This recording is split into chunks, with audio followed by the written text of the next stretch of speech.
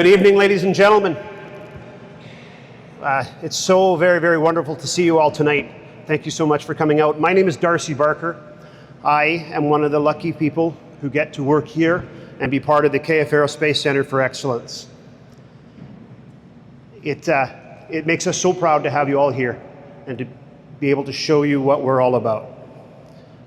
This KF Aerospace Center for Excellence is Barry Lapointe, the owner of our company's dream. It is also his testament to the celebration of aviation. So thank you so much for coming. So I will take a moment, if you don't mind, to introduce you to some of the aircraft that we have here in the South Wing tonight. The aircraft that started it all for us, the first aircraft in our collection, the Hawker Tempest Mark II, the fastest of the fast. 1944, it entered service and was one of the very first aircraft to fly faster than a Mosquito. Now, very few aircraft did that. This is one of them. Behind you, the iconic DC-3, the Dakota, a Canadian warbird. She flew in the Western Air Command right here in British Columbia. Sea Island, what is now known as the Vancouver International Airport. Behind us, before I move on to our Chipmunk, Trans-Canada Airlines. Between 1946 and 1957, she amassed over 30,000 hours, just a staggering number of times across our great country. She went on to serve with Transport Canada, and then, of course, the Odyssey of 1986, and that's the livery you see on her now. I'll move on to our Chipmunk now, and to Richard's delight, perhaps my favorite of all the aircraft, believe it or not, but our Chipmunk, de Havilland Canada's first post-war aircraft, 1946, it is still today screening military pilots. All those years on, it is still working today. Fully aerobatic, a wonderful, wonderful aircraft. And of course, our Mosquito, the wooden wonder. You can see that her propellers are missing. For that, we apologize. However, they are out for maintenance. We expect to have them back midsummer and have her return to service. Thank you. It's with that said that I would like to introduce you to a historian, a storyteller, and a passionate man, Mr. Richard de Boer.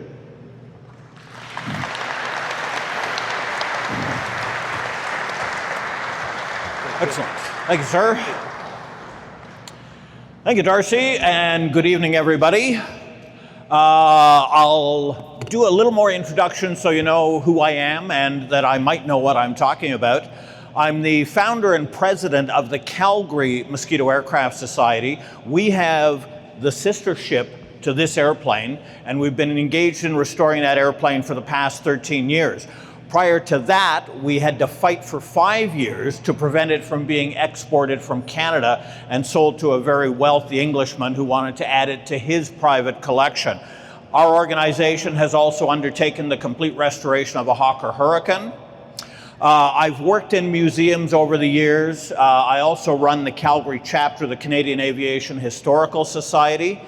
But it's this airplane that caught my attention when I was quite young. Some of you will understand that. How many here in the room have seen 633 Squadron? Yeah. Well, that was the first time it caught my attention. When I was just a year or two older, I pedaled my bike up to the Calgary airport, and our airplane, our Mosquito in Calgary, in a million pieces, was sticking out of one of the hangars, and I was astonished.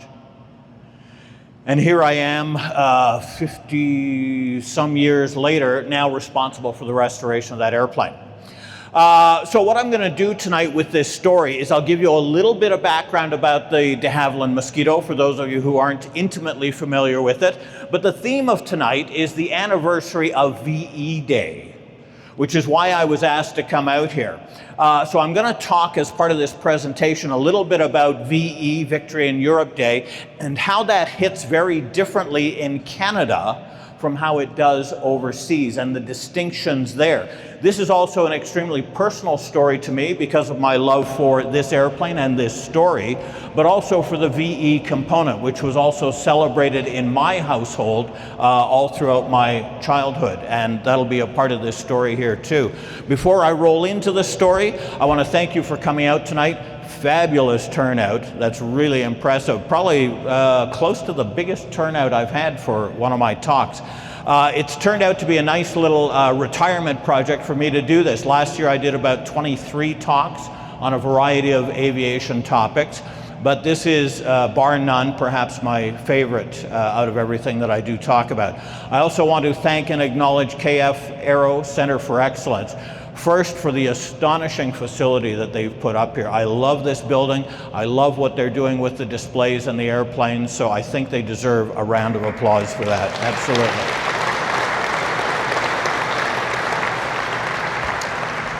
I also want to thank the staff here at KF Aero for the incredible job they've done in putting this on, and the way I've been so well treated.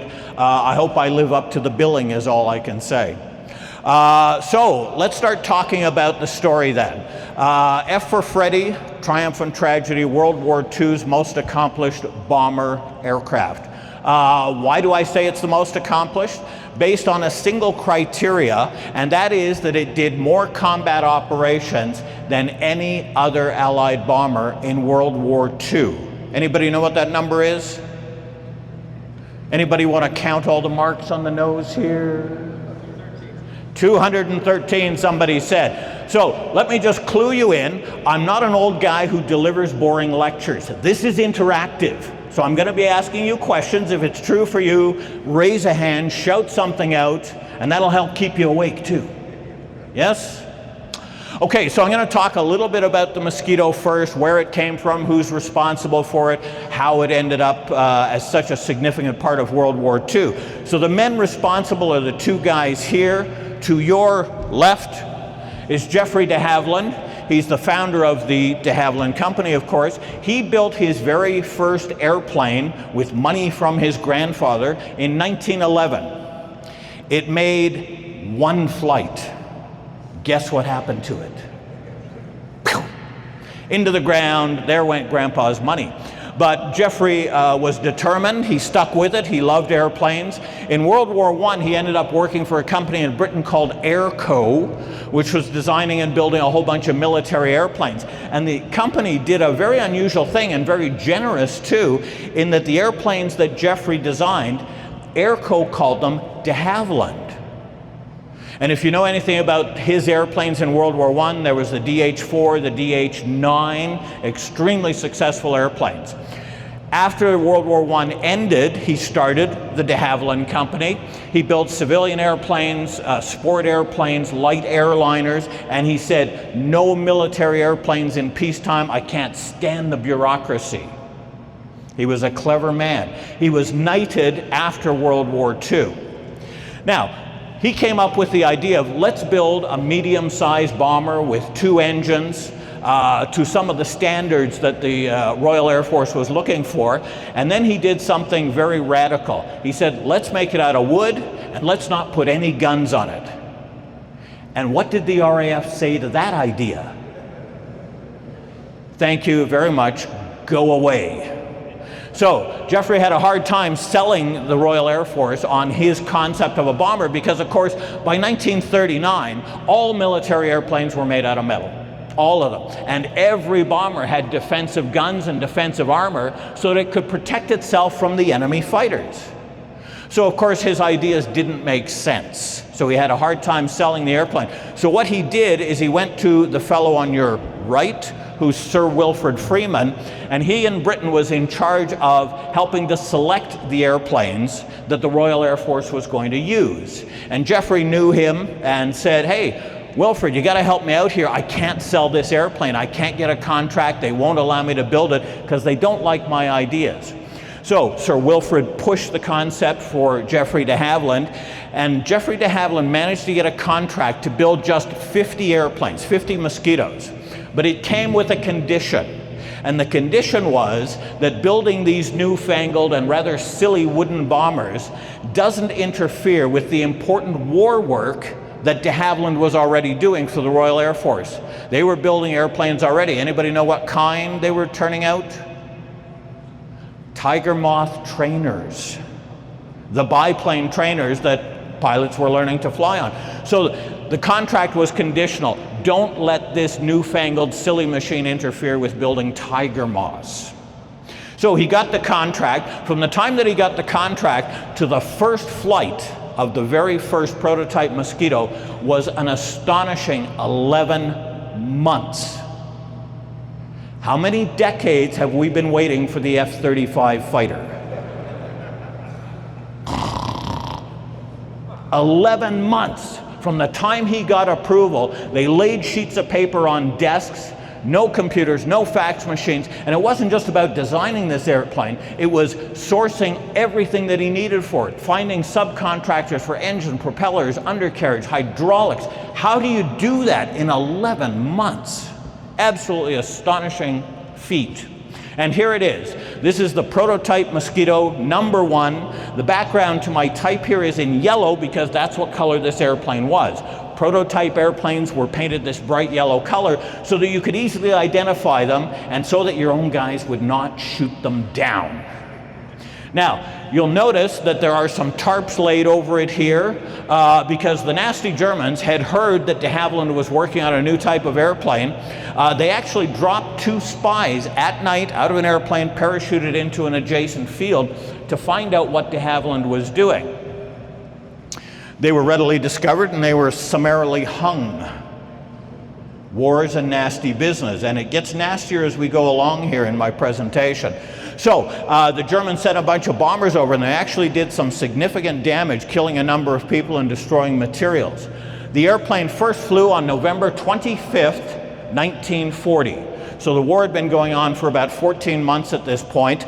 And from the very first flight, suddenly the Royal Air Force, which had said, we're not interested in your newfangled, old-fashioned ideas of wooden airplanes, perked up and went, oh dear, this looks good. This looks important. This airplane was capable of reaching almost 400 miles an hour. And there's nobody young enough in this room not to understand what that is. Is there, Jeff? Yeah, 400 miles an hour in 1940. It was the fastest production airplane in the world. Only a couple of airplanes had exceeded that speed, and they were purpose-built racers that the Germans tried to convince the world were their new fighter planes. Absolute nonsense. This very airplane, with uprated Rolls-Royce Merlin engines, actually held the record for the highest speed of any de Havilland Mosquito in history, 438 miles an hour in 1940. Now that's a top speed. It would easily cruise around 275 or something, when the big American B-17 was cruising at about 120. So, very impressive airplane. The other interesting thing about this one, let me ask another question, see if you're still awake. How many of you have gone to see this airplane? Oh, okay, cool. We got fans here. This is the only prototype of a major combat airplane from World War II that still exists today. You can go see this very airplane. It's at the Hatfield Center, about 40 miles north of England, and in fact, it's displayed just around the corner from where you see it today. In fact, that museum has 3 de Havilland Mosquitoes, including #1. Very cool. So, it's often referred to as the world's first true multi-role combat aircraft. I just learned that my pointer does not work on screens. So I'll have to do something different. That's what the MRCA stands for. So here are some of the things that the airplane was designed for and did rather well. So it was designed as a bomber, but as soon as it took to the Air Force went, holy smokes, with that kind of performance, that climb, that speed, that altitude, we could turn it into a really cool photo reconnaissance airplane. So the Air Force said to Jeffrey, let's make #2 a photo recon airplane. And then they said, look, if it's faster than the German fighters, and it was by 60 to 80 miles an hour. Let's make it a fighter. We'll put some guns in it, not so that it can defend itself the way bombers do with turrets and machine guns. We'll make it an offensive weapon. We'll put guns on it to shoot down the enemy aircraft. Night fighters, so they put radar in the thing. Then they made a fighter-bomber version, so it carried guns in the nose, but there was still room in the bomb bay for a couple of bombs yet. So imagine the havoc you could wreak when you hit a German airfield. Strafe everything on the ground, wipe out a couple of hangars as well. Weather reconnaissance was another job that it did extremely well. There was a dual control trainer version. The Mosquito was also the first two-engine airplane ever to land on an aircraft carrier. There's an excellent video by the pilot who did that. You can see it on YouTube. What was his name? The little Scottish test pilot. Anybody know him? Sorry? Winkle Brown. Thank you very much. Just slipped my mind for a second. Yeah. And this guy is so entertaining, and he talks about how he managed to put this thing on a carrier. It was an astonishing job. A target tug, a highball bomber. How many of you know the Dam Buster story, Bounce the Spinning Bombs? They were doing that with Mosquitoes at the very same time with a scaled down smaller bomb that was intended to go after shipping. So you would skip it along the water, it hits the side of a large ship, it sinks, and boom, you blow it up from underneath. The last thing that I have listed here is as a pathfinder. And that's a significant thing for our talk tonight, because F for Freddy's job was to be a pathfinder. And I'll explain in a few minutes what that means, what a pathfinder was. So a quick look at Mosquitoes by the numbers. There were 7,781 de Havilland Mosquitoes built in 49 different models. They were in production from 1940 to 1950. 1,134 of that total were built in Canada. Thank you very much. De Havilland had a branch in Canada. Where was it? Downsview, Ontario, now part of Toronto, of course. We built 1,134. Those silly little Australians only managed 212. And not one of their 212 made it overseas to fight in the war. Today, depending on what you call an airplane, there are 32 de Havilland Mosquitoes left in the world today, out of that total. At the present, there are 4 flyable. This airplane behind me here is the only original de Havilland built Mosquito in the world that's still airworthy. The other 3 are all new built airplanes. So they're modern productions. They call them restorations, but they are not. They're brand new built airplanes. So I'll spend the rest of tonight, my time here, talking about one particular Mosquito, that being this one right behind me. Now this is the earliest picture that I've ever found of F for Freddy. This is when it first went into squadron service in May of 1943. It was built at the same facility as the prototype at Hatfield, and it went straight into service in May with 109 Squadron. So I mentioned earlier the Pathfinders. The job of the Pathfinders were not primarily to act as bomber aircraft. They were target markers, because what the Royal Air Force discovered after a couple of years of being involved in the war was that their bombing accuracy sucked. It was terrible. And why was it terrible? Well, primarily because the British Bomber Command decided that going in daylight was suicide, and it was. So they said, we're going to make our entire bomber command night bombers. Now that makes it really hard to find a target, especially when old Adolf said, turn your lights out or I'll kill you. So Europe went very dark. So it was hard to find a city, it was hard to find a specific target, and less than 10% of the bombs the Bomber Command dropped in the first couple of years of the war made it within 5 miles of the target. That's how bad they were. And guys are dying for that. So they said, we can't afford to do this. We need a new way to find a target. So they created the Pathfinder Force. Their job was to find the target at night and to mark the target with burning flares. So they look like bombs, but they hit the ground, they ignite, and they'll burn in specific colors. So one night it might be red, next night it might be green or yellow, or whatever the case may be. So a Mosquito could carry up to 4 of these target indicators. They would fly ahead of the main bomber force, drop their flares, then they'd radio back to the bomber force and say, drop on red, or sometimes it was, I kind of missed the target, you need to go half a mile past where my target indicator landed. So that's what Freddy's job was, and that's what 109 Squadron did. And suddenly the accuracy in Bomber Command's bombing went up astronomically. They developed other ways of marking targets as well, with radar and intersecting beams and that sort of stuff. But for the most part, particularly in the first 2/3 of the war, bombing was done visually. You had to be able to see the target. So you can't drop through clouds and expect to hit anything. So the weather conditions were absolutely crucial. So these guys, their job was to mark the target. So I don't know if most of you probably can't see it here, but on the nose of this airplane is its individual identifying letter. It's right there.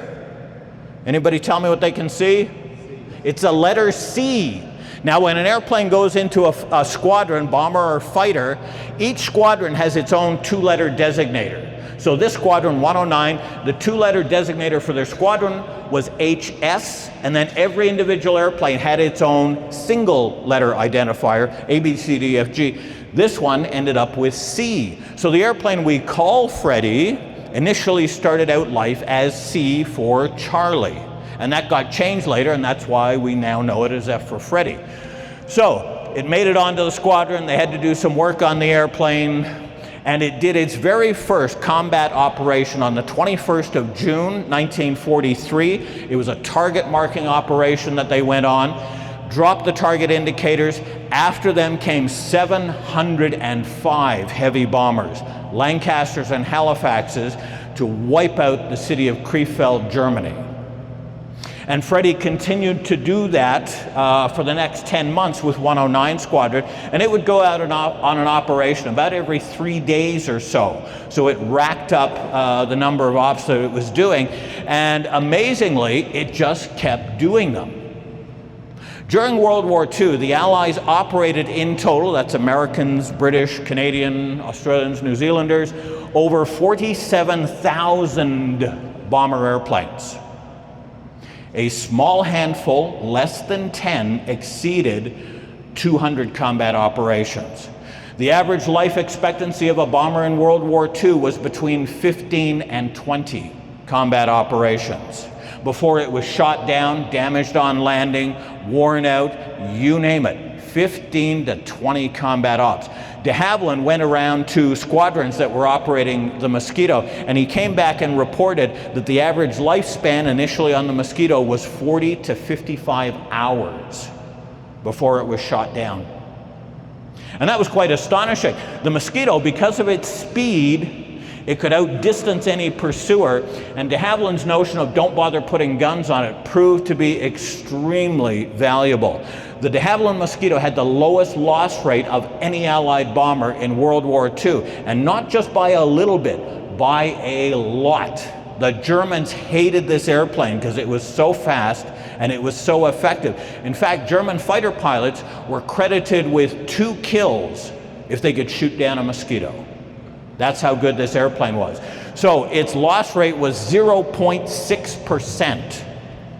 The loss rate on an American B-17 was 3.6%, 6 times as high as the Mosquito's loss rate. That's how good this airplane was. In March of 1944, Freddie got transferred to another squadron, 105 Squadron. It too was a Pathfinder squadron, and I can't tell you why they transferred it, but they did. And initially, it kept the letter C as its individual designator here. So what you're seeing here is a page from a navigator's logbook, and he has several flights on F for Freddy. Now, my laser pointer doesn't work, so I'll see if I can put a cursor on some of the information here. How many of you can read a logbook? You're a pilot, or you know how to, you've gone through, okay, not a lot of you. So there's a lot of confusing information here. So in the first column over here, it says 3-4 of June. That means the night of the 3rd into the morning of the 4th. They took off at 23:55, or 5 minutes before midnight. The aircraft was Mosquito Mark 9 IX, letter Charlie, and if you look below that, it says LR503. LR503 is the serial number of what we now call F for Freddy. One more interesting note in that column, if you look just below that, and most of you are probably not close enough, very faintly it says 100 up. How many of you can see that? Okay, good. What that means is this was Freddy's 100th combat operation. Already an astonishing total. The next column, Flight Lieutenant Chadwick was the pilot. The ditto marks are for the navigator. His name was Flight Lieutenant Bill Riley. I corresponded with him back in the late 70s, actually, when I started doing research on this story, and he sent me a copy of his logbook. He photocopied it for me. Now, if we keep moving over, we see the number 67, which is Bill Riley's 67th combat operation. They were going, and those are the Latin longitude numbers, to Calais with 3 red TIs. And what are TIs? Target indicators. People are paying attention, thank you. Okay, so there's Freddy's combat operation. Let's go down a couple of lines. They do a couple of night flying tests. You can see that. The night of June the 5th to the morning of June the 6th, taking off at 0225. What's the significance of this? June the 6th, 1944, D-Day, the Allied invasion of the continent of Europe.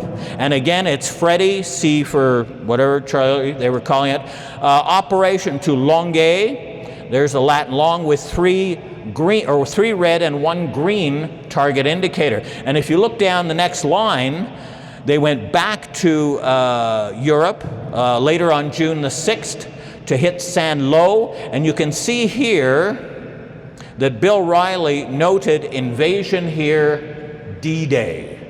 Very cool, and Freddy was there. Now the question is, what was it doing? It was going to the D-Day beaches, but for what purpose? So here are the D-Day beaches, the 2 American beaches, Utah, Omaha, Gold. And what's the most important one? Juno Beach, thank you very much. We have some historical types here. And Sword. Gold and Sword were the British beaches. Juno, of course, was the Canadian. Now, Freddy, with its target indicators, was headed right here on the coast between Port-au-Bassin and Arromanches. There was something that Freddy needed to mark with its target indicators, because behind Freddy were 75 Lancasters loaded with heavy bombs to knock out this. This is a coastal defense battery that the Germans had built once they occupied France. That gun is 155 millimeters, or 6 inches across, defending France against the Allied invasion. So Freddy's job was to drop the target indicators, and hopefully the Lanc would knock this out. How many of you have seen the film The Longest Day? About D-Day, yes, most everybody, good. Within the first 5 minutes of the opening of that film, there's a German officer on the coast with his appropriate, what kind of dog? German Shepherd dog, walking past this. It shows up in the film. And for the film, they repainted the concrete so it looks prettier and that sort of stuff. But that's what Freddy was doing on its first operation on D-Day. Sadly, they did not knock out the guns. And these guns were involved in a very significant battle with a French cruiser on D-Day itself. So as I said, Freddy was doing an operation, a combat op, about every 3 days or so. And if you look at this, we can see a whole bunch of stuff going on. Easily you can see that on the nose it's now marked with an F. So on 105 Squadron, they changed it from C to F. I don't know why. Do we have any Brits in the crowd? A few? Okay, I'm going to say this bit especially for them because the Brits get very picky and defensive about this. An individual airplane on a squadron got a single letter identifier, right? What do you do with airplane number 27? You've run out of letters. You put a bar across an A, and that's number 27. So number 28 is B bar, C bar, D bar, E bar, and finally F bar. The Brits are very particular that that is the proper designation for this airplane.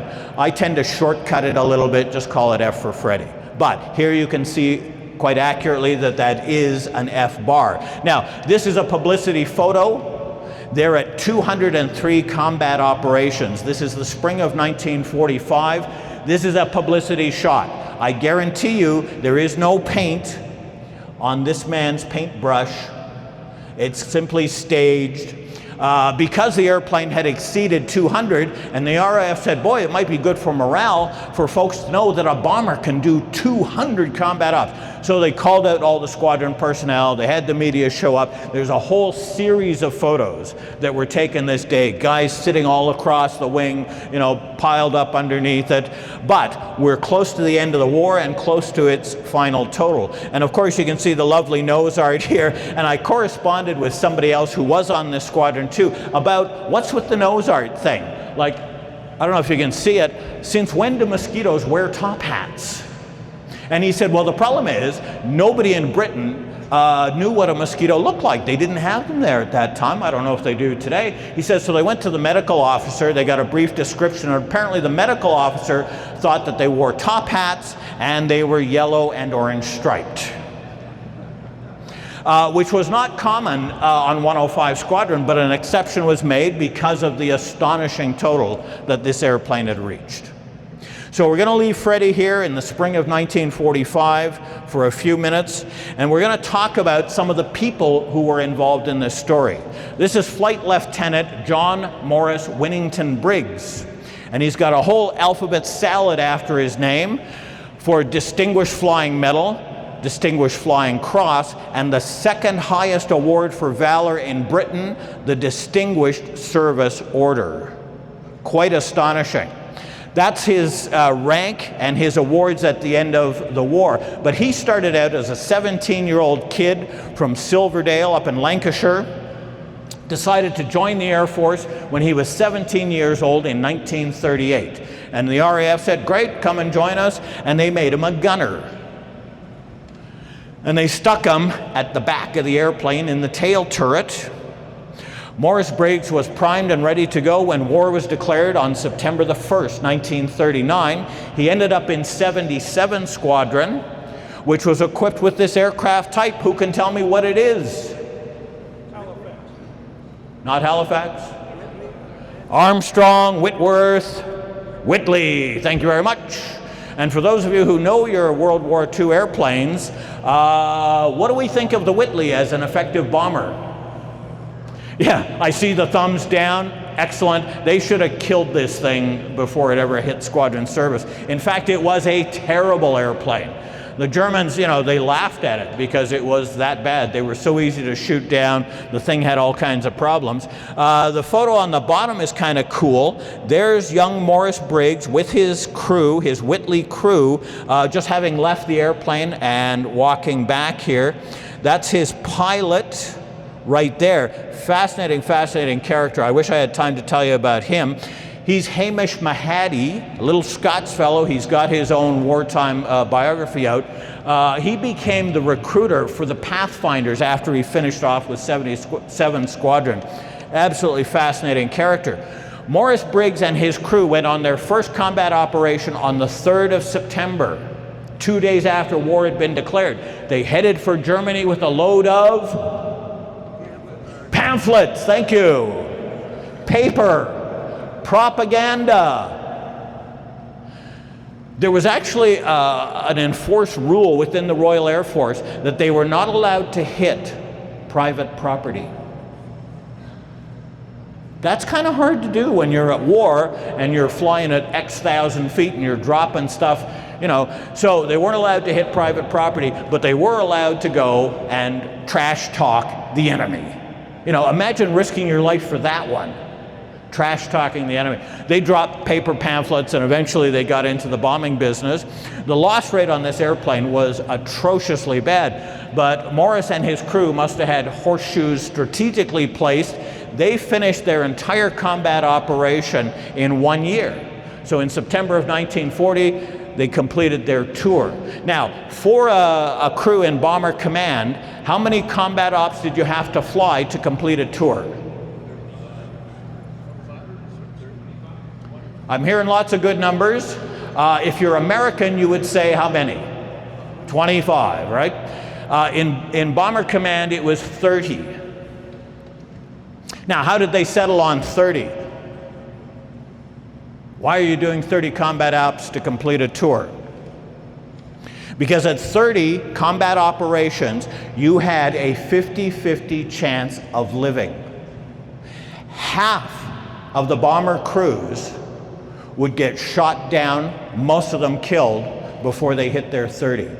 That's the awful reality of Bomber Command. Here's the other astonishing thing about that. Every aircrew member in Bomber Command was a volunteer.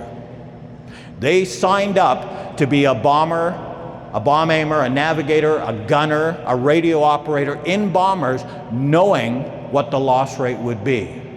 50%. So congratulations, you signed up for Bomber Command, you volunteered for aircrew. Before you get to your 30, half of you are going to be dead. Now, of the other half, you think, yahoo, I made it, yay me. 10 of you are going to die in training exercises in England before you finish your 30. Just converting to a heavy bomber was one of the worst ways to waste human beings. 8 of you are going to be prisoners, no, it's 12 prisoners of war and 3 so badly injured that you can't continue in service. Those are the realities of Bomber Command. I've got the numbers here for you. The brutal reality of Bomber Command. So out of 100 airmen, 51 are going to die on operations. 9 are going to get killed in the UK, 3 seriously injured, 12 prisoners of war. Shot down, but managed to evade capture, 1 out of 100. Surviving your tour of 30 ops, physically unharmed, 24 of you. So let's take this side of the room. Only half of you are going to make it through your 30 ops unscathed, physically. You know, and that doesn't account for what we now call PTSD and that sort of thing.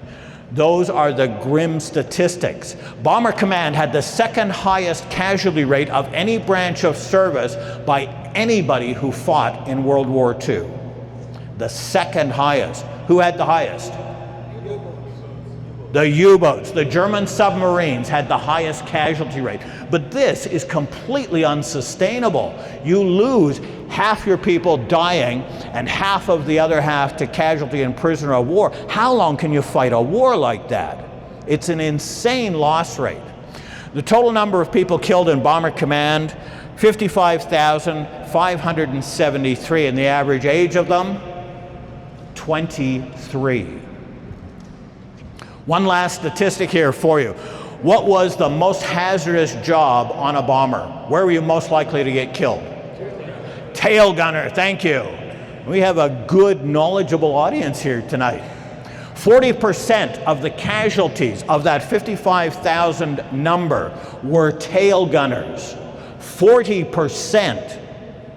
That works out to 22,228 of that 55,000 were tail gunners. Most of the bombers had a turret in the back and a turret in the nose. The Germans knew that. So if the German fighter pilot is going to shoot down a bomber, it comes in below and behind, because British bombers did not have turrets underneath them. So they were completely blind. So if a German fighter pilot wanted to shoot down a British bomber at night, you got to take out the tail gunner and then the bomber is all yours. So again, Morris beat the odds. He did his 30 ops without a scratch and won his Distinguished Flying Medal after a year.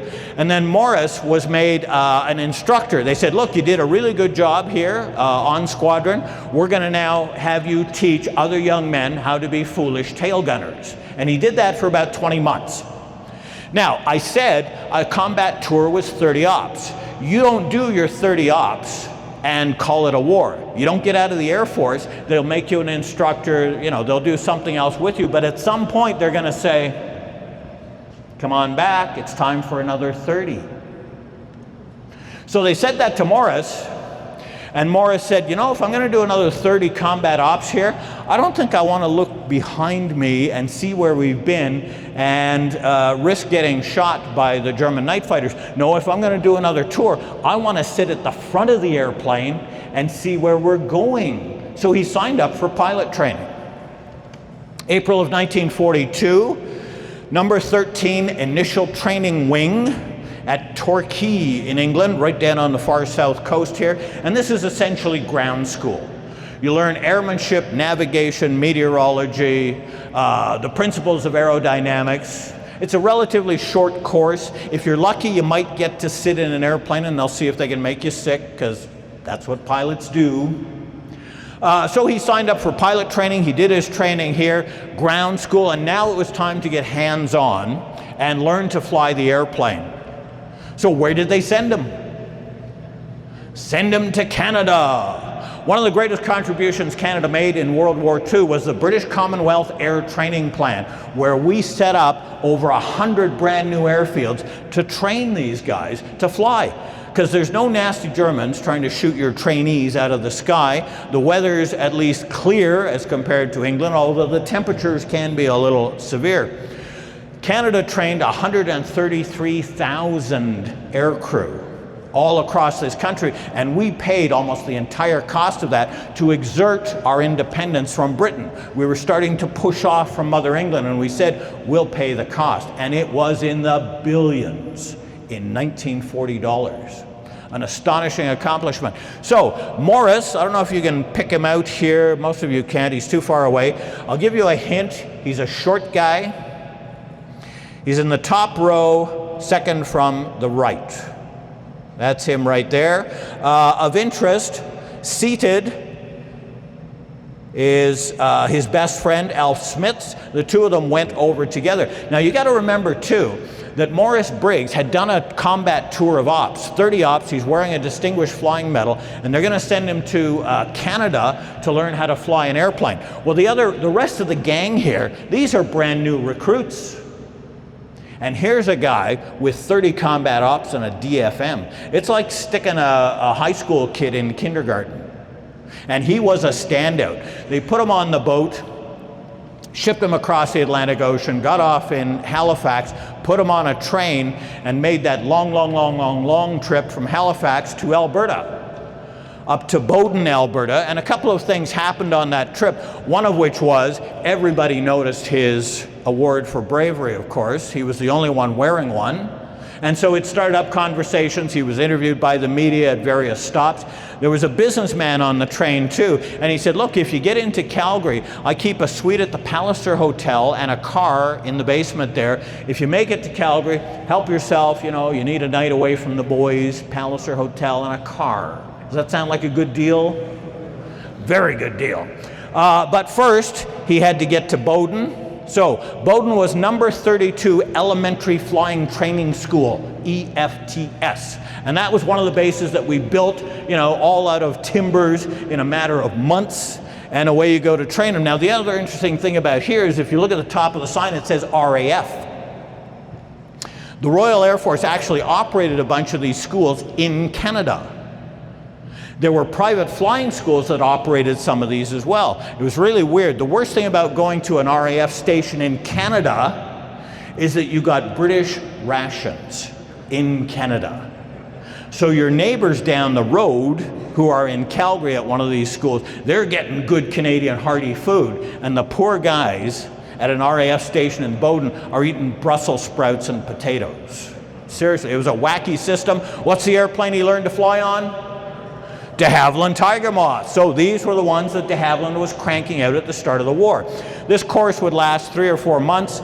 It's into the summer and fall of 1942. Morris managed to graduate successfully from this school, and then you get sent from EFTS to SFTS, which is a service flying training school, which is the next level up. Now it's bigger, faster, more powerful airplanes. And so for that, they sent him here, number 37 SFTS in Calgary. And he arrived in December of 1942, and they had an odd habit at these schools of doing the class photos at the start of the class. I'm sure you can figure out why. The other weird thing about these photos is that it's outside. December 1942, grab your greatcoat, huddle up, and we're going to do the class photo. Morris is hard to spot, but again, he's the short guy. That's Morris right there. His name is written across his chest. And there's his buddy Alf Smits. Now, this is about a 4-month course. It's kind of like the high school of learning to fly an airplane. If you were on twin-engine airplanes at this point, it would be Oxfords, Cranes, and Ansons. Single-engine airplanes had just come to 37 SFTS, so he got his training on a Harvard. I'm sure most of you know what that is. Tricky, powerful airplane, and a huge step up from a Tiger Moth. Again, about a 4-month program. Now, as he had made it to Calgary, remember that offer about the Palliser Hotel and a car? He and his buddies decided to take advantage of that. You know, all work and no play. And of course, if you're in Calgary with a car, where do you go? To Banff. Absolutely. So off he goes to Banff. His best friend, Alf Smits, is at the wheel of the car there. Another of their classmates there. Fascinating backstory, don't have time for all of it. But on this very trip, getting to the Palliser Hotel, Morris is the one leaning against the car here. His best friend Alf met a young lady and ended up marrying her about 3 months later. Very cool. In Calgary, her parents hated the idea. They had to plan some ruse so that the parents couldn't stop it. Yeah, fascinating little backstory. 2nd of April, 1943, they did what they called their Wings Parade. How many licensed pilots have we got here?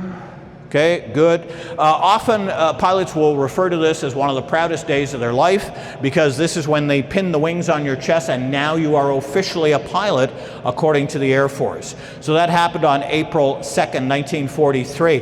Fascinating note about the building here is that I took this picture.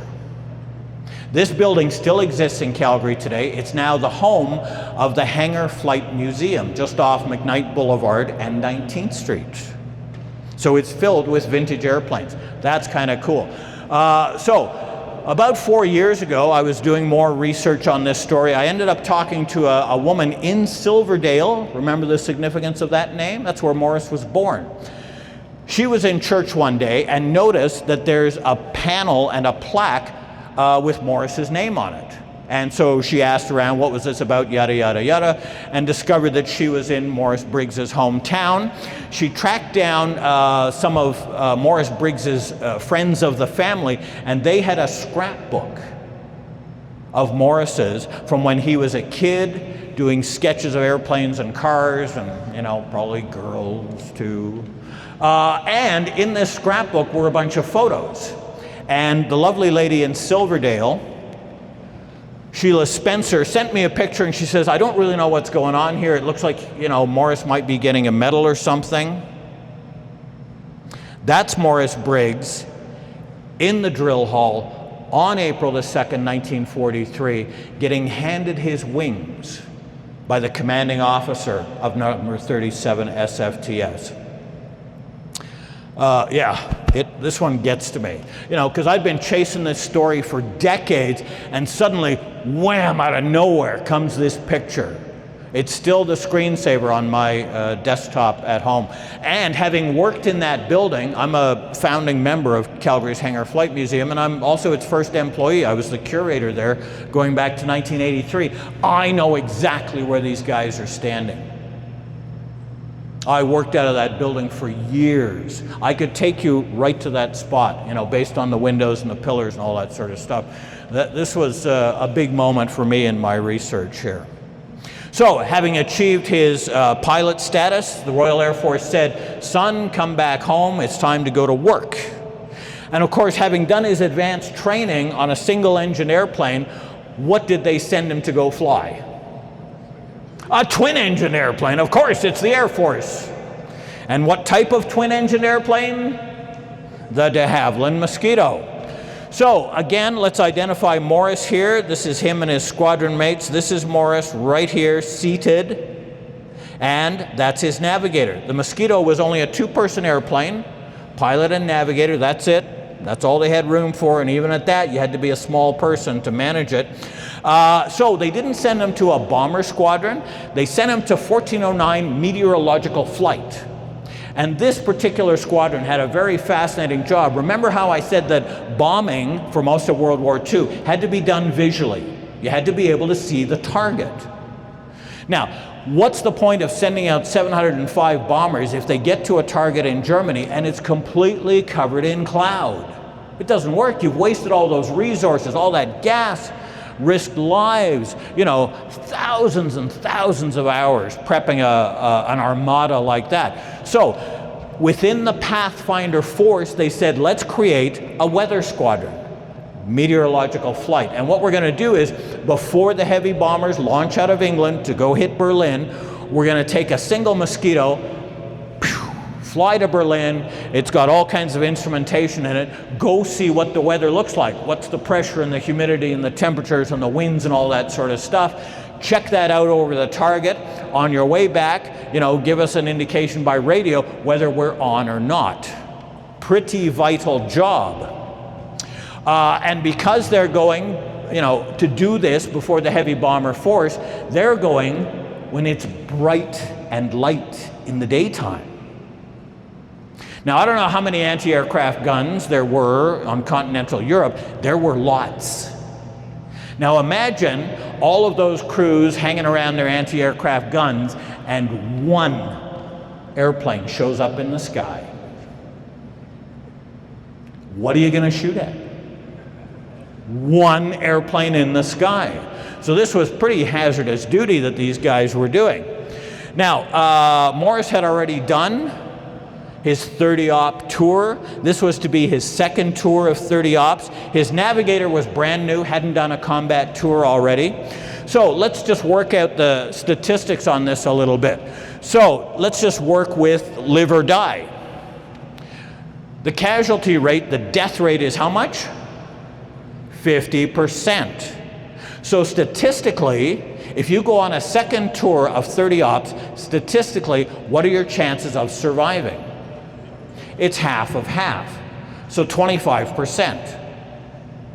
So Morris and John Baker, his navigator, did a second tour. So Morris was now up to 60, and they said, hey, this is kind of fun. You know what? We're having a good time. Let's sign up for a third tour. Statistically, what are your odds of survival? Half of half of half. You're down to 12%. They finished their third tour and said, everything's going well. Let's sign up for another tour. Statistically, where are you at? 6%. They finished that tour and said, we ain't got anything better to do. Let's sign up for another one. Statistically, where are you at? 3%.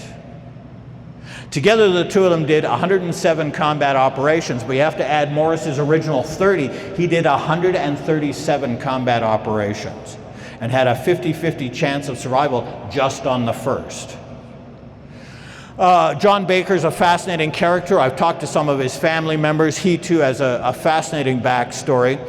They did their 107 combat ops together, and the boss of 1409 said, look, you've done your bit. You guys have gone above and beyond. You know, they both earned a Distinguished Flying Cross. John actually got a bar to his DFC. Morris also earned the DSO. This was into the spring now of 1945, and the boss said, we're pulling you off of ops. That's enough. When you're down to 3%, it's time to call it quits. So Morris had 137 combat ops and John 107. So into the spring of 1945, they said, look, you're not flying combat ops, but we can still use you. You're good Mosquito pilots, obviously. This is the actual airplane that they flew most of their combat ops. It was D for Dorothy, or D for dog, depending on who you talk to and which alphabet they're using. And in 1409 Met flight, instead of putting bomb markers or bars on the nose, they did little lightning bolts. So the nose of this airplane is covered in all those lightning bolts, and this was the airplane that they most often flew in doing their meteorological flights. Now, they were getting close to the end of the war, and the Air Force says, look, they're building de Havilland Mosquitoes in Canada. Why don't you guys fly over to Canada, grab a brand new Mosquito, bring it back to England for us. So they did that for several weeks. Everything went quite well for them. You know, we're into April of 1945, and they said, look, we don't need any more Canadian Mosquitoes. We got enough of those. We think the war is winding down. Why don't you take your airplane, D for Dorothy, go back to Canada, because one of the things that they're still doing in Canada is selling war bonds. War is a very expensive business, and who pays for it? Everybody put your hand up. You do. We do. The civilian population pays for the war. So the government was selling war bonds. You know, you buy a bond, you get some minuscule percentage return on it. Canada was into its 8th Victory Loan Drive, which was selling bonds, and they said to Morris and John, take your airplane, go to Canada, make some stops, cross the country, go rah-rah, sell war bonds. We've got war bonds committees all over Canada. They'll organize it. You know, people will buy war bonds because we'll be paying for this war for a very long time. In fact, Britain, under the Lend-Lease program, did not make its last payment to the United States until 12 years ago. That's how long it took them to pay off their Lend-Lease airplanes and equipment. So they get in their airplane, they depart from England for Canada to do the war bonds drive. They get up to Scotland when something in the back of the airplane goes boom! And they've suddenly got a very big hole in the side of their little wooden airplane. So they turned around, went home. An oxygen bottle back there had blown up, punched a hole in the side of the airplane. Not good.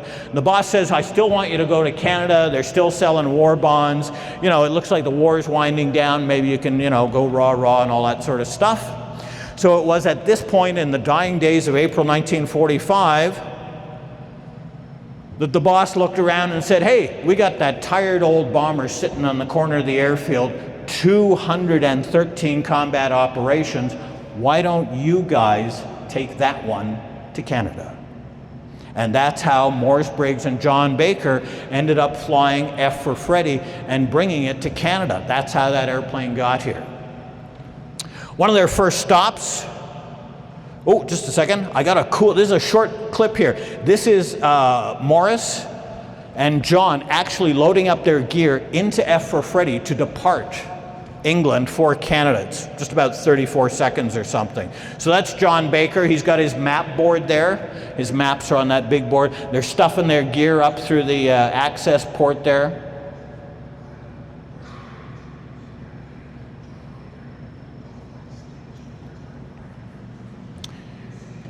The volume was supposed to be off because there's some non sequitur speaking there. So here it is, firing up. You can see it's got some great big external fuel tanks under the wings, taxiing out for departure to Canada. This is the only film footage I've ever found of this airplane, so very cool to have it. The whole clip is about 3 minutes long, but a lot of it's just repetitive. So here we are, Morris Briggs, John Baker with Freddie at the de Havilland Canada plant in Downsview, Ontario on May the 5th, 1945. Now if you look at the airplane here, you can see that they've lost a bunch of paint off the spinner, ran into some rain. They got to de Havilland. De Havilland said, look, this airplane's pretty tired. It's going to need a little bit of work. Why don't you leave it with us for a couple of days? We'll spruce it up before you head across Canada on your war bonds drive.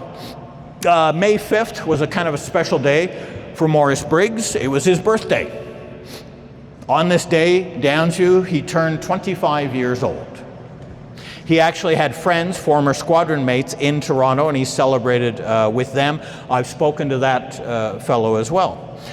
They took off out of Downsview to Havilland, Canada, after the airplane had been spruced up. They went to Ottawa, they went to Montreal. The Ottawa story is my favorite. It's actually in the newspaper of the day. There was apparently a football game going on in Ottawa that day. So they thought, well, let's get the attention of all those thousands of people watching football, and maybe we can help sell some war bonds drives. They did a pass on the football game, putting a wingtip through the uprights. And somebody had the nerve to complain about it. Can you believe it? What the heck? Man, I'd pay big money to see that. So yeah, back to Ottawa, or to Toronto here, to Downsview, and de Havilland said, look, we've spruced up the airplane a bit for you, but it's old, man. It's kind of tired. You're going all the way across Canada. It's a big, big country. How about we lend you one of our engineers here off the production line, and he can act as your mechanic if you need some help across the country here. So they grabbed Edward Jack and said, we want you to fly with these boys, and in F for Freddie, and you look after the airplane for them as you're hopping across Canada. Edward Jack's a fascinating character. He was a production line problem solver. So Canada started up production shortly after Britain did. We had our first Mosquito, again, flying within 11 months of being told to start building Mosquitoes, a lot of which is due to the ingenuity of Edward Jack. He was a problem solver. Where do we find a vendor? How do we get this done? How do we find this? You know, something's going wrong over there. And that's what he did for the duration of the war with de Havilland, Canada. So he was an excellent candidate here, and he joined the two of them. I don't know how many of you are familiar with how small the cockpit of this airplane is, but they stuffed poor Edward Jack in the nose. You know, and the navigator's feet would have been right on top of his legs. You know, and the cockpit is so tight that the pilot and the navigator can't even sit side by side. The navigator is stepped back 16 inches and his shoulder is tucked in behind the pilot. So there's poor Edward Jack laying on the floor as they're going across Canada. And Morris continued his buzzing and, you know, wingtips through uprights all the way across Canada. Much to Edward Jack's dismay, of course.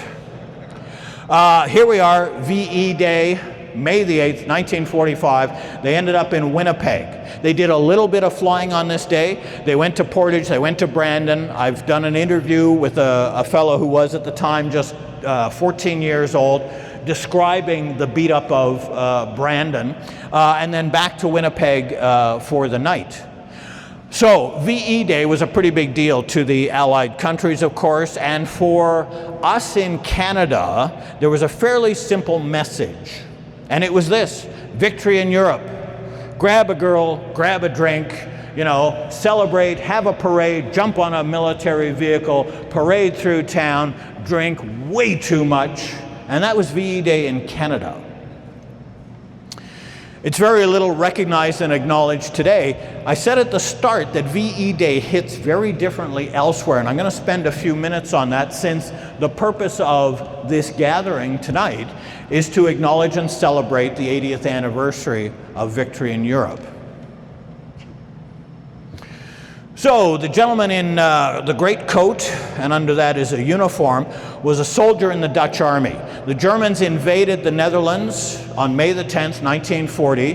The Dutch gave up after 5 days. The Germans bombed Rotterdam, killing huge numbers of people, and the Dutch recognized, we can't fight these guys. You know, we're going to do nothing but lose good people. So that after 5 days, they said, we give up. Now, the Germans took all of the Dutch military personnel and said, come here, you're coming with us. You are now slave laborers and you're coming to Germany. And that's what happened to this fellow. They grabbed him up, hauled him off to Germany. He ended up working in a mine. It's funny, but the Germans never fired anybody from those jobs. If you didn't tow the line or you tried to escape, what was the solution? You were shot. That's it.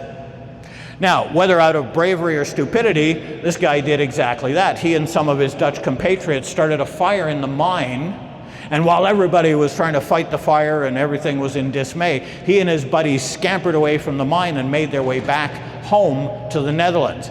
This part was not smart. He actually went home. And of course, the Germans knew where all these people lived, so they came to get him. And there wasn't going to be a trial. There was just going to be a bullet. The SS showed up at their apartment building, and looking out the window, there was noise. He could see something was going on. He made his way up the stairs to the flat roofs of the Dutch apartment buildings, scampered across the tops of the apartment buildings, and disappeared. The SS was not going to give up quite that easily.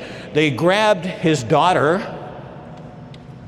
To your right, she was 7 years old at the time, and said, "You're coming with us, little girl." And the SS grabbed her and took her down to headquarters and interrogated her for 7 hours, during which she was not allowed to drink or sit down. They wanted to know, where would her father go? Who were his friends? Where did he work? Where might he be hiding out? And by her own account, she never said a word. At some point, she did have to go to the bathroom, and in front of jackbooted, black uniformed SS people, guys, she ended up wetting herself. 7 years old. Can you imagine the impact, the emotional impact it would have on somebody doing that? Derek had to go into hiding for the duration of the war, because if they found him, that was the end of Dirk. He, of course, is my maternal grandfather, and she's my mother.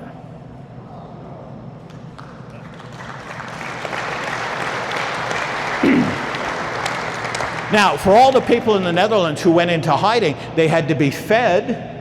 And of course, restrictions were so tight. You needed ration coupons, you needed ID, you needed money to be able to buy stuff.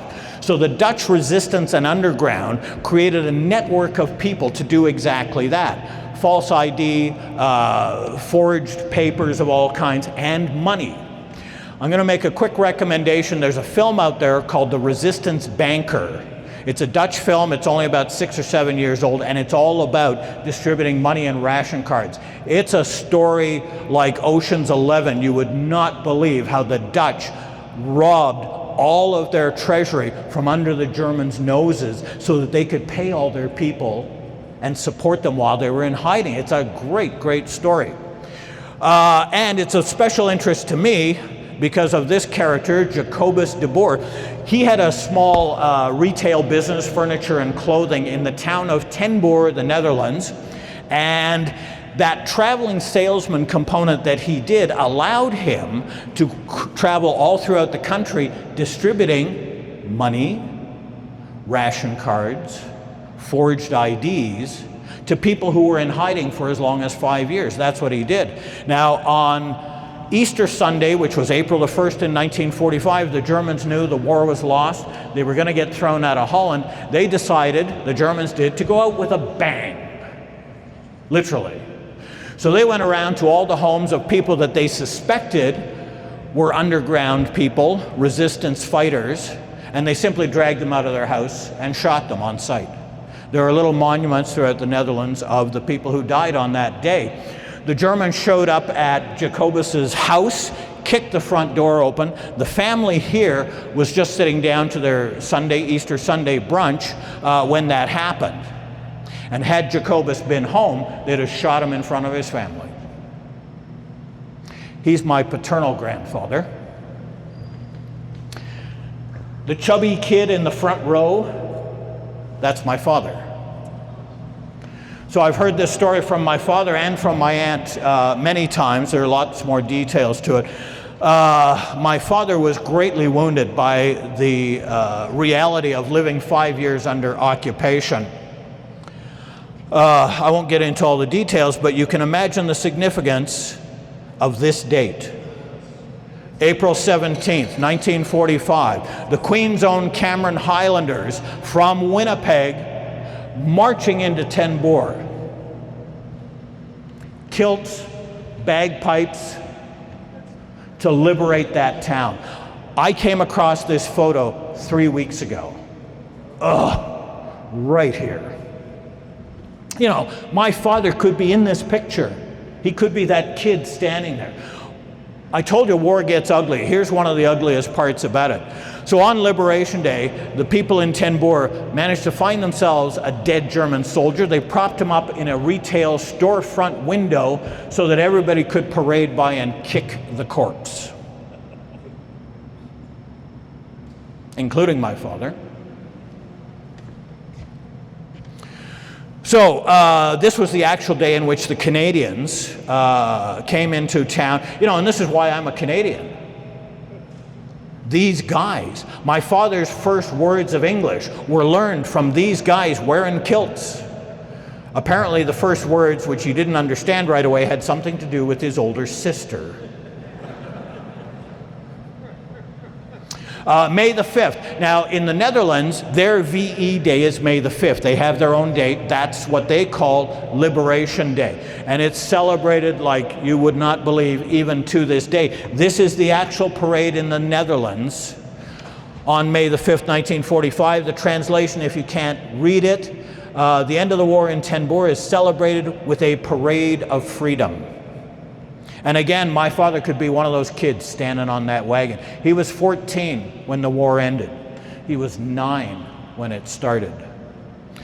That had a big impact, of course. Now, this tradition in Ten Boer has carried on right through to today. This is still Ten Boer. This is Liberation Day last year. And look at this. A full marching band of civilians in the Netherlands, followed by hundreds of citizens. The town today is only 4,600 people. They are headed to the cemetery in Ten Boer, because in the center of the cemetery, there are the only military graves there. It's the crew of a Halifax bomber who were shot down and killed in July of 1943, and they were buried in the town cemetery. You know, and you really cannot believe the devotion and the honor that the Dutch bestow on Canadians for what they did. The flag here on the gate, that's the entrance to the cemetery. This information panel is a weatherproof display in the cemetery just beside the graves, showing the name and photograph of every member of that Halifax bomber.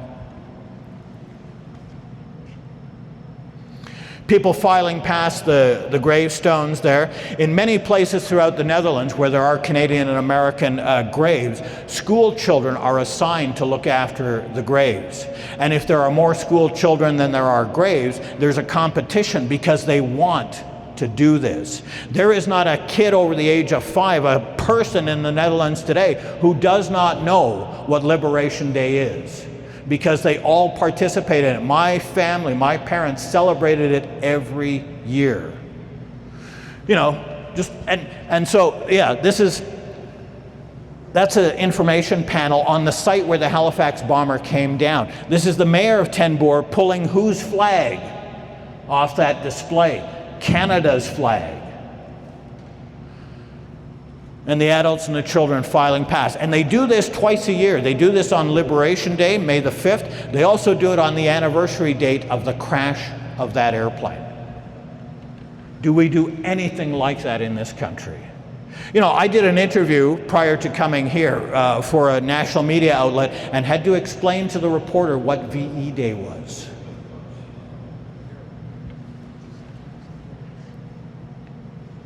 Nighttime service, again at the gravestones. I have an incredible story. My father went out to the crash of that Halifax and stole one of the guns out of the tail turret of that airplane. When I took my father to the Bomber Command Museum in Nanton, Alberta, anybody been there? They have a memorial wall with the names of all the Canadians who died in Bomber Command. It was 10,600. My father went up to a name, ran his finger across it and said, that was the pilot of the Halifax. 60 years after it happened, he'd hung on to that name. So, back to our Mosquito. VE Day has happened in Winnipeg. Where did we go here? I just need to see, no, I think I missed it. I had one more photo I wanted to show you, but I seem to have skipped over. Yes, I did. So the day after VE Day is May the 9th. Freddie and the crew are continuing their way across Canada. Saskatchewan was kind of the place where they were going to hit on May the 9th. They did Saskatoon, Regina, Moose Jaw. They stopped for fuel. Now this is the worst quality photo of Freddie that I have in this presentation, but it's kind of special to me because a friend of mine was a 14-year-old air cadet and he took this picture and gave it to me. They lived in Regina, but they knew the airplane was going to land and fuel in Moose Jaw, and he convinced his dad to drive out to Moose Jaw just so he could take that photo. You can see too, Moose Jaw was, what's the number? 32 SFTS. So this was their last stop before they continued to head west until they got here. This is my hometown. This is Calgary. Pretty much how it looked in 1945. So a few landmarks here. This is the Palliser Hotel, 11 stories high. That's the Robin Hood flour mill on 9th Avenue. This is the Hudson's Bay building, and this is significant for a reason. And this is the Bow River that runs on the north side of downtown Calgary. So along comes Morris Brig flying Freddie. They didn't fly over Calgary.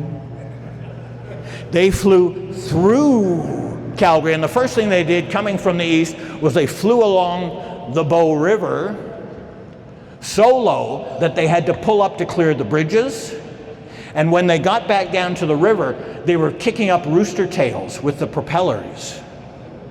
You know, doing 300, 350 miles an hour along the Bow River. They did a pass back. They came along 9th Avenue, past the Robin Hood flour mill, past the Palliser Hotel. Morris Briggs later told a reporter that day he didn't know how he'd missed the flagpole on top of the Palliser Hotel. He circled around the Palliser Hotel. He came back from the south. He went straight north up First Street West, and he was aiming for the Hudson's Bay building. Because having earned his wings here in Calgary 25 months prior, he knew that the headquarters for No. 4 Training Command of the Royal Canadian Air Force had their office personnel on the 6th floor of the Hudson's Bay building. So he said, let's give them a little wave as we go by. Again, I have eyewitness accounts of this. This is a modern day picture of the Hudson's Bay. I took this myself, and with the help of some then cooperative young daughters and a tape measure, I measured the distance from the Hudson's Bay to the Bank of Montreal building across First Street West. It's 68 feet. Anybody know the wingspan of that airplane? 54 feet. He had 7 feet on either wingtip as he went past the Hudson's Bay building, so that all of those Air Force personnel on the 6th floor had to look down to see him go by. This is a painting by Alan Botting of Victoria. He asked me if I could get access to the bay, the 6th floor, and take a series of photos for him so he could depict Freddie flying by the Hudson's Bay building. So that's what I did. You can actually see bits of the Hudson's Bay building right along here. That's the Palliser Hotel in the background. And then Freddie and crew went straight up Center Street North. Again, I have eyewitness accounts of a kid who was standing at the top of the hill. And he said, they came by so fast and so low. He says, I could feel the wind as they went by. And they were making their way to the Calgary airport, of course. Calgary was the stopping place for the day. They had had a long, busy day, hitting all the towns in Saskatchewan, and finally making it to Calgary for the night. I think it was about 7 o'clock in the evening or something. Didn't matter how late it was.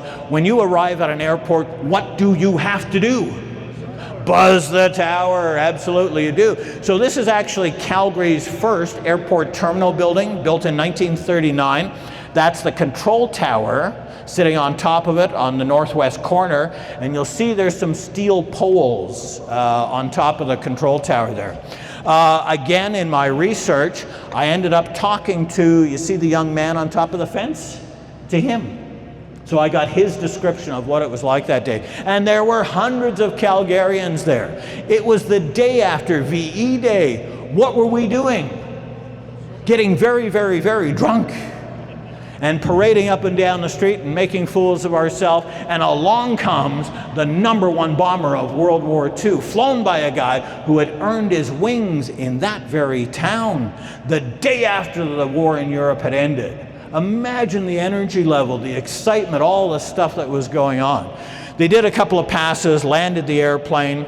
Here's the crew, Morris Briggs, John Baker, and Edward Jack, posing there. People did still buy war bonds, actually, and if you bought a war bond, they gave you a big stick of chalk and you could write your name on the airplane, which people did, and apparently if you had a greasy handprint, you could put it on the airplane there too. So they were there for a couple of hours, war bonds committee, media, shaking hands, meeting old friends. You know, Morris was a pretty gregarious guy, made a lot of friends in Calgary. Long, long night. And they ended up here, the Palliser Hotel, again, this time paid for by the Royal Air Force. Crashed out for the night. The next day, they had a luncheon to attend, Chamber of Commerce it was, you know, helping to celebrate the guys, day after the war ended, all very exciting. And the plan from there was to go back up to the airport, pick up Freddie, and not land anywhere, but just fly a triangular route. You go north from Calgary to Penhold, which was a wartime training base, south to Medicine Hat, wartime training base, over to Lethbridge and back to Calgary. Would have been a 2-hour flight for these guys. They were supposed to have departed about 2 o'clock in the afternoon.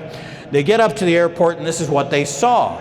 There's Freddie, just like this airplane with all the cowlings off it, and Edward Jack is in the pilot's seat doing high power run-ups because there was something not right with the engines that day. It may have been fuel contamination, moisture, something like that, but he wasn't happy. So although these guys were to have departed at 2 o'clock in the afternoon, it was 3 o'clock and Edward Jack was still working on the airplane. So the people in Penhold, Lethbridge, Medicine Hat, they're waiting for Freddie to arrive here. Of course, they don't know in those days, you know, no texting anybody, that the airplane's going to be late. Edward Jack declared the airplane finally fit to fly. Lovely photo here of John Baker. Again, you can see his map board at his side there. Morris Briggs. This was just a local Calgary person. This wasn't a media pro photo opportunity. It was just a guy with a camera saying, hey, can I get you to stop here? I want you to notice too, the building in the background. That's the terminal building. The hangar doors are open. You can look right into the thing there. There's the ladder to access the airplane. Now, part of the plan too was that Edward Jack was to have gone along with these guys for this triangular flight, and it was a bit of a bonus day for him. It was going to be John Baker's turn to lie on the floor, and Edward was going to take the navigator's seat, but he had finished this work. I don't know what they were doing at the Palliser Hotel that night, but as the guys came up to the airplane, Edward Jack says, look, I'm not feeling too good, you know, stomach, whatever the case may be. And so Morris says, oh, don't worry about it. You know, we're only going to be a couple of hours. We're not landing anywhere. Don't imagine there's going to be a problem. So you take it easy. We'll see you. We'll be back in 2 hours, which resulted in this very poignant photograph just after 4 o'clock. That's Edward Jack walking away from the airplane and headed back to the terminal building. He was going to climb the stairs, go up into the control tower, and witness the departure of these guys. Now, if you take a look at this photo, it tells you all kinds of other stuff too. Look at the ground. It's very wet. It had been raining that day, and there was a strong wind from the north.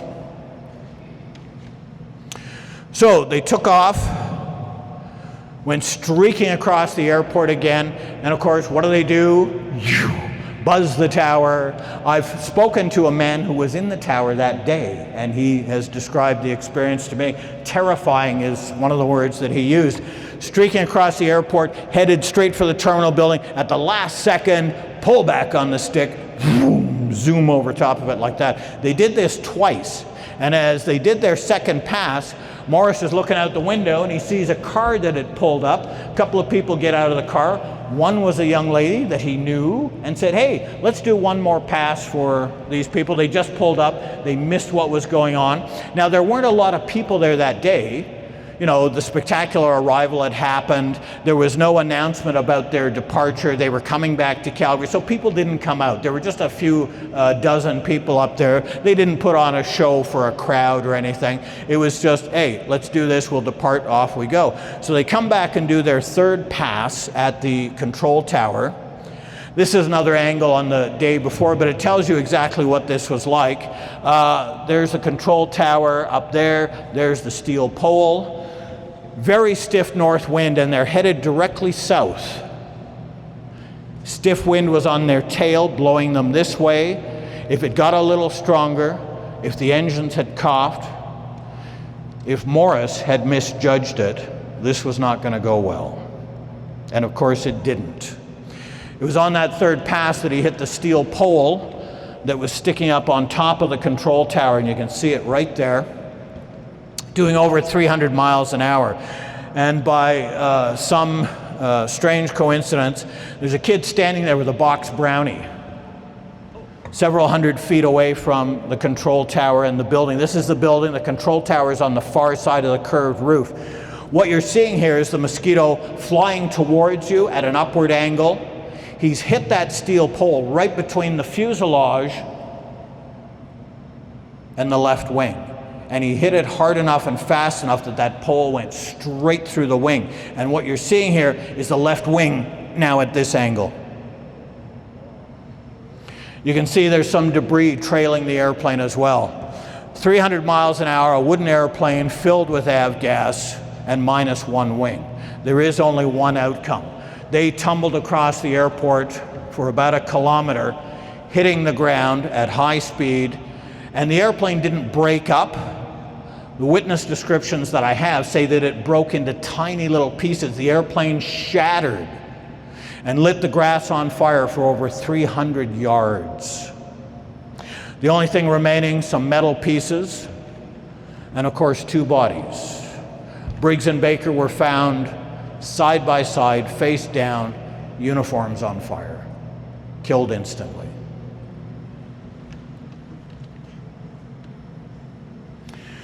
This was the airport at the time. There's the terminal building, there's the control tower. That is the drill hall in which Morris Briggs had earned his wings 2 years before. These are the barracks buildings. This is where they landed, 600 feet from the front door of the drill hall, and that's where the 2 guys ended up. In this photo, this is looking to the northwest, so if you know Calgary, that's Nose Hill over there. What we have here is an engine. There's part of the undercarriage there, and somewhat poignantly, a propeller sticking straight up, stuck in the ground. A couple of years ago, I came across a fellow who was there that day. He was only 9 years old, and he recently wrote his description of what it was like, so I'll read that for you. His name was Vic Maxwell. He was 9 years old. He lived in Bridgeland, which was a couple of miles south of the airport. We were on the dirt road east to McCall Field, the airport. We had to go across Nose Hill, and then up another hill, or Nose Creek and up the hill. Boy, the airport is a long way from the city. Today we're going to see F for Freddy, one of the famous Mosquito bombers. F for Freddy is going to fly past the airport, and we get to watch. Freddy made a big turn, came back to the west, past the little terminal hangar, then it hit the radio aerial sticking up from the building, and the plane came tumbling down. The wreckage was scattered all along beside the road for half a mile. Then the Air Force put up marker ribbons to keep everyone back, but the little pieces of plywood, smaller than a hand, were all along the road. We walked along the ribbon, and my mother had a tiny piece of plywood in her hand. Dad didn't say anything. But we stayed until after dark, and my mother cried. It was very dark when we got back to Bridgeland, and my mother was still crying. The Calgary Herald was a late afternoon newspaper. They held the final edition as soon as they heard. So the newspaper is actually dated May the 10th, And it covers the story of the crash of the airplane and the death of 2 flyers. There's also a fascinating weather description there. So we know that at 3 p.m. it was 45 degrees. Max yesterday was 50, strong north wind, etc., etc. The funeral for Briggs and Baker was just 2 days later on May the 12th, 1945 at the Anglican Church on 1st Street Southeast and 8th Avenue. Those are their coffins in the center aisle of the church, their officers' caps on top of the flags draping the coffins, and a single rose behind each one. 100 airmen were lined up to escort the bodies down McLeod Trail to the Burnsland Cemetery, and that's the lower picture there. Their coffins being lowered into the ground on May the 12th. So that was the end of Briggs, Baker, and F for Freddie. Edward Jack went back home to de Havilland. He had some fascinating work to do. He went to China shortly after World War II. De Havilland had sold 250 mosquitoes to the nationalist Chinese. He went with them to reassemble them. You know, adventurous stuff. But he did not have a good life. Alcoholism, bankruptcies, difficulties with work. I spoke to his granddaughter just 2 years ago. I have an extensive interview about Edward Jack's life. But Edward made his way back to Calgary on Remembrance Day, 1973, 28 years after the incident. And he's kneeling at the grave of Morris Briggs, John Baker over there. He was interviewed by the Calgary Herald on that day, and this is part of what he said to the Calgary Herald. He said, "I knew by all odds that I should have died in that plane too. Although I have relived that day 1,000 times, until now I couldn't bring myself to go back to the graveyard where I too would have been buried." Now you would think that would kind of be the end of the story, except the following year, some kid, 18 years old, was leafing through his favorite aviation magazine, Air Classics, and there was a small black and white photo with just a caption underneath it talking about this mosquito that had crashed in Calgary, May the 10th, 1945, #1 bomber of the war, and this kid at 18, of course, knew everything. And went, how come I didn't know about this? I love mosquitoes. I saw 633 Squadron, I've been reading the books, I know all this. I had never heard of this, not once. So I went to my mosquito books, and universally, a single line. Crashed in Calgary, May 10th, 1945. Too bad, so sad. That's all it said. So I thought, well, this is really weird. There's got to be more out there, and I couldn't find a single thing. So I went to the Glenbow Museum. I looked up the old newspapers and started getting details out of the paper about the visit and who was there and who was responsible, you know, who was the commanding officer and who the witness statements had been done by. So I started looking up these people and calling these people, and I wrote to the Air Force Association, the Mosquito Aircrew reunion, and at age 18 in 1974, I started the process that brings all of us here today to put all this information together. And for 30 years I gathered this information. I did displays at museums and schools and told the story, and you know, I had people coming to me, oh, I've heard about that, or my uncle was there, or you know, I know this about it. This is how I got so many of these eyewitness accounts. And I hung on to this story for 30 years, and I was kind of like that slightly warped character with a Rembrandt painting in his attic. You know those people? It's mine, and it's just mine, and I'm the only one who knows the stuff, you know, and yeah, I know more than everybody else, and it's my story to hang on to. Slightly warped, but that's what I did. In 2005, the 60th anniversary of VE Day, I ran into the editor of Aeroplane magazine. He was doing a tour in Canada with a bunch of people going to aviation museums, and he said, hey, we're doing a 60th anniversary edition of VE Day with Aeroplane. And out of my mouth came the stupidest thing I've ever said, have I got a story for you? Which of course forced me for the first time after 30 years to actually write it out, which I did. They published it, virtually unedited. Thank you very much. Thank you very much. And it went in there, and I had released it out into the wild so that the world could now learn about this story. When this airplane made its first post-restoration flight in Sydney, BC in June of 2014. I was there. This was the very first time I had ever seen a Mosquito fly in my life. And it was painted up as F for Freddy.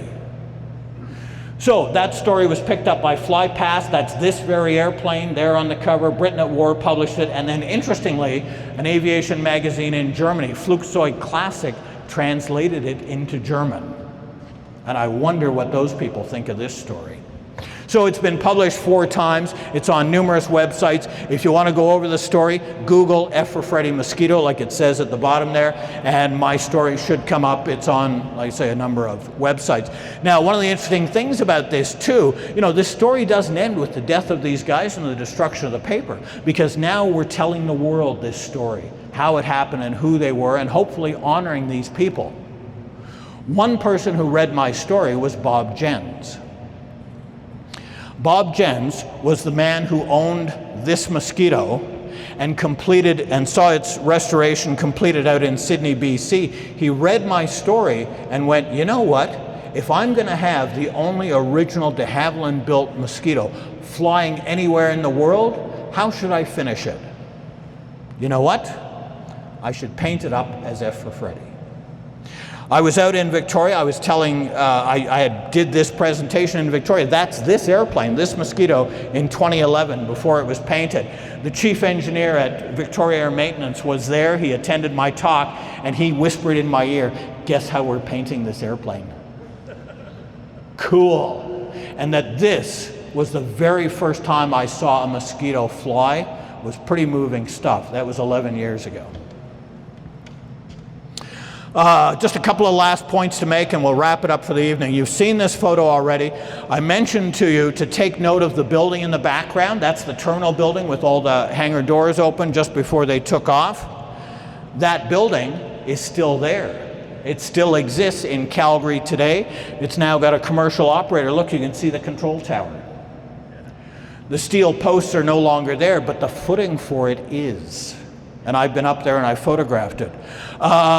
So my challenge that I made to KF when I was here 2.5 years ago was imagine parking this airplane right there on an anniversary date, on May the 9th next year.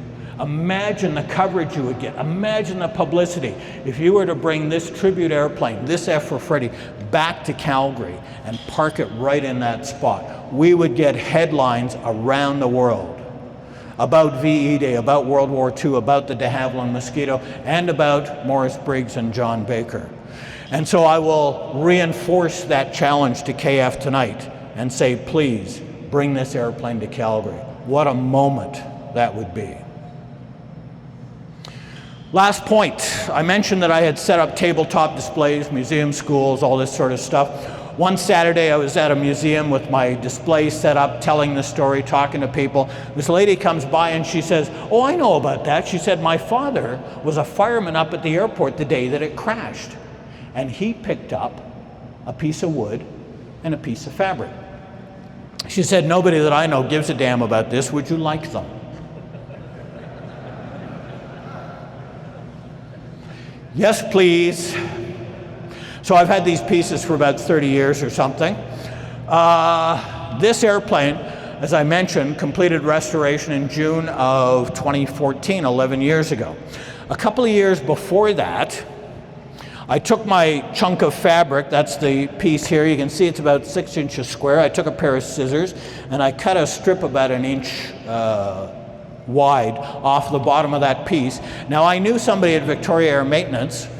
I put that piece in an envelope and sent it to him, and I said, would you do us a favor, and if you get the sentiment, would you put this piece of fabric in this airplane? Which he did. So when you look at this airplane, please look at it with fresh eyes, because part of the DNA of World War II's most successful bombers survives today in this very airplane. Now, I had never told anybody that until my first talk here 2.5 years ago.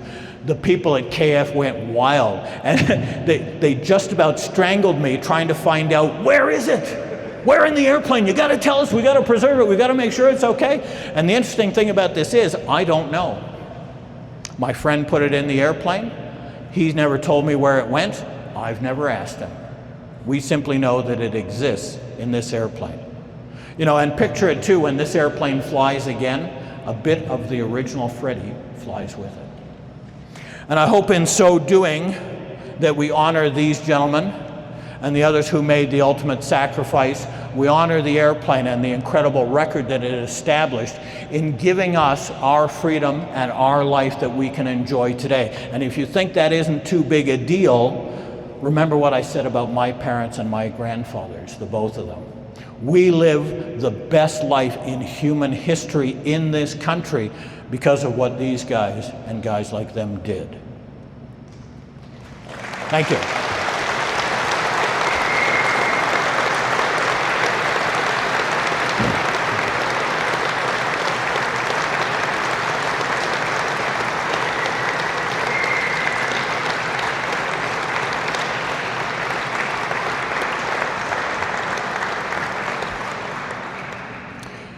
Thank you very much. I have gone on for far too long. My apologies for going over time. I don't know if we're doing Q&A stuff. I will stick around if you want to have a word or you want to tell me something or whatever the case may be.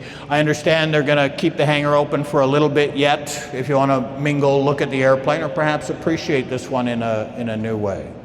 Again, my thanks to KF and the personnel here for the opportunity to share this story with you and for all of us to be able to celebrate VE Day. Thank you.